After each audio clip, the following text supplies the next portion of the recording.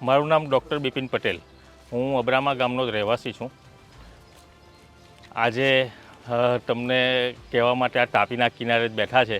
તાપી નદીના કિનારે આવેલું અમારું અબ્રામા ગામ કે જેની હાલમાં ગામની જે મંદિર છે એ મંદિરના બાબતે થોડીક વાત કરવી છે।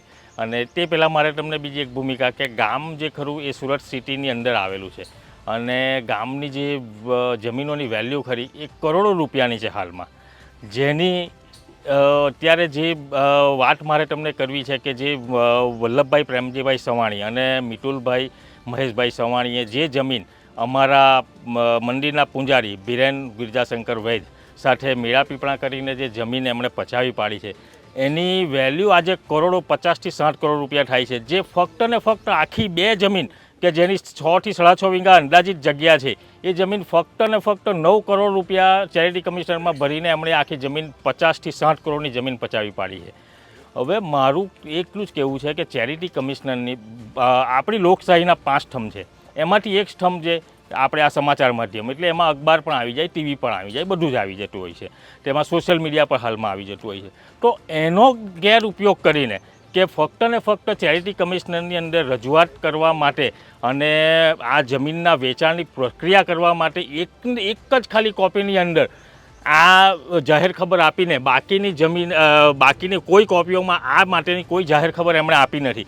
એક જ કોપીમાં આપીને એમણે આટલું મોટું ફ્રોડ કરે, જે લોકશાહીનો આપણો ચોથો સ્તંભ કહેવાય સમાચાર માધ્યમ, તેની સાથે આટલું મોટું ફ્રોડ કરવામાં આવ્યું। એ ફ્રોડના પુરાવાઓ અમે સુરત પોલીસ કમિશનર અને એસપી સાહેબને ગવર્મેન્ટમાં સરકારમાં અમે આપ્યા છે, છતાં બી ગવર્મેન્ટ કે એસપી કમિશનર સાહેબ કે એના ઉપર આ કોઈ એને ફોજદારી કેસ ગણતા જ નથી। એમ એ લોકોનું કહેવું એ છે કે આ ફોજદારી કેસમાં નહીં આવે, કારણ કે એ લોકોની પ્રક્રિયા એ લોકોમાં કરવા માંગતા જ નથી।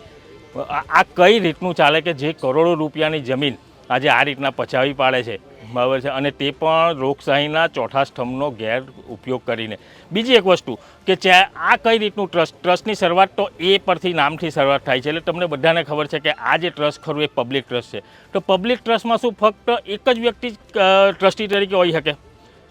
ચાલો એમ માનો કે ગામે વિશ્વાસ કરીને બિરેન ગિરજાશંકર વૈદને એક જ વ્યક્તિને ટ્રસ્ટી તરીકે રાખ્યો અંદર, બરાબર છે, પણ એ આ ફ્રોડ કરવા માટે કે આવી રીતના જમીન વેચવા માટે નથી રાખ્યા અમે એમને, બરાબર છે। અને આના માટેની અરજી અમે ચેરિટી કમિશનરમાં ગામ લોકોના નામ દાખલ કરવાની આ ટ્રસ્ટની અંદર અરજી અમે કરી છે।